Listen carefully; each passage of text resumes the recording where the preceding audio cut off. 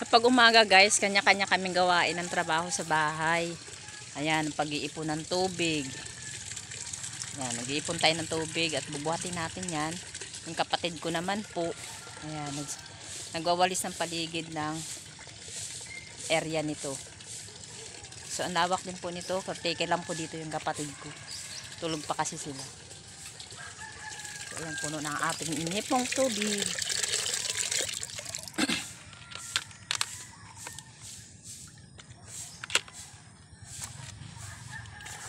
Ipon po tayo ng tubig para po gagamitin tayo para start naman tayo sa focus sa cellphone pag content marami na tayong ipong tubig. Saka minsan kasi po nagbabrown out dito sa puerto, walang tulo ang tubig, kaya kailangan talagang mag-ipon ng tubig. Good morning everyone, maraming salamat po sa lahat ng mga nagsusuporta sa aking mga vlog at tumatangkilik na aking mga video. More thank you po talaga sa mga effort na binibigay mo. Na-bless po talaga ako. Ayan po pala, pakita ko sa inyo. Ang daming star apple dito. Ayan guys. Look at that. Ito oh. Namo oh. Ito oh. Star apple. Ayan siya oh. Ang dami, di ba?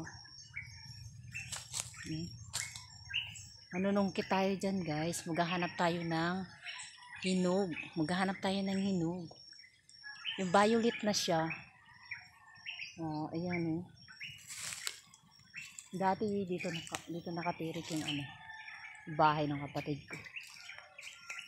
Matamis yung bunga ng star apple guys, matamis. Ayun yung panungkit oh. Ayan, baka puno ng ating inipon na tubig. Thank you very much everyone. Hindi pa tayo nakaano eh. So, ayan, puno na ang ating inipong tubig.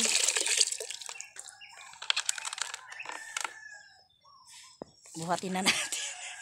Buhatin natin. Dadalhin natin doon sa ating kubo-kubo. Diyan, sa kubo-kubo na yan. Diyan kami nakatira. Magkapatid, dalawa lang kami dyan ni Sister Mian. Yan, diba? Nakapagkapi na kami. Kaya magkapi na rin kayo dyan. Oh, buhat-buhat natin ang timba. Hi! Magpakasipag tayo. Magwalis pa oh, hindi pang walisin. Nag-iipon tayo ng tubig, ayan oh. Ang lamig sa umaga, lalo na sa gabi malamig. Kaya sobrang natakot kami magkaukaw ng tubig sa gabi, malamig, baka sikmurain na naman tayo, no?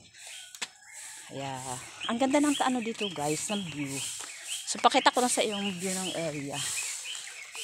Ayan po, oh. Ayan, oh. Mapresko ka. Mapresko ka. Nakita mo naman. Magtatanong ka pa ba? Nakita mo naman, ito ang tirahan namin. Ayan, kahit barong-barong lang po ang aming tinitirahan, masaya naman po. Ang maganda, okay naman at nakakain naman ng 3 times a day sa isang araw. Ano lang po ang buhay ni Mama Usang.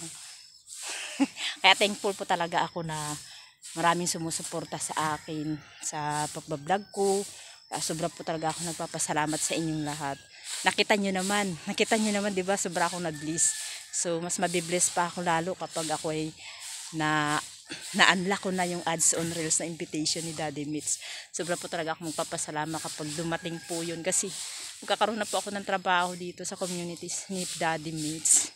Thank you po everyone sa pamilya ko na nagsusupport, sa mga friends ko at sa mga non-followers, sa mga non-viewers ko. Siyempre, thank you everyone sa inyo, sa mga nagtitiwala sa akin. Maraming salamat po sa inyong lahat. Makakatulong na rin po ako sa mga kapatid kong naghihirap na magkaroon talaga tayo dito ng kitaan, no? So, kahit maliit lang may tulong natin, makakapagpaaral tayo ng ating mga anak. Kahit malaking bagay po yun, kahit maliit lang po ang kinikita sa community ni Facebook. Kasi yung kapatid ko naman po nakakatulong na rin siya kahit papaano sa amin. Siya po yung nagbibigay sa amin ng pagkain pag unabusan ako ng budget dito sa bahay. Libre niya kami sa tubig at ilaw. So, di ba doon niya po yung kinukuha sa kita niya sa Facebook. So, siyempre, pamilya siya, kailangan niya mag-ipon, kailangan niya rin. Kaya todo po sikap. Suportahan niyo rin po si Annalyn Quijano Lasarte, ang aking kapatid. Yan po ang pasasalamat ko sa Diyos na binigay ni Lord. Wala po kaming trabaho. Bahay lang po kaming mga babae, bahay lang. Kaya yung lumutang talaga ito na nalaman kong may kitaan. Kaya nag-try po talaga akong upload, gawa ng content kahit mahirap. Tiigis lang kasi sa dulo mayroong tagumpay. So ito po, inaantay ko na lang po na maka-open ko. Ma-unlock ko yung ads on real invitation tsaka yung bonuses na yun, pag mabuksan yun. So 4 yung kitaan doon. So thank you talaga kay Lord. Alam ko darating yung time na yun. Mapapansin din tayo ni Daddy Mitch doon sa ads on reels. Maganda po kasi maganda rin ang kitaan sa ads on reels. Kasi kailangan mo talagang may mag-viral ka doon na na video. Kailangan mo humakot ng mga audience. Yeah. Lord, ipagkaloob mo na po sa akin yung audience na marami. Sana makita ng buong nationwide. Yutit, sarot. Nangangarap lang po. Thank you again. Salamat ulit. Maraming salamat po.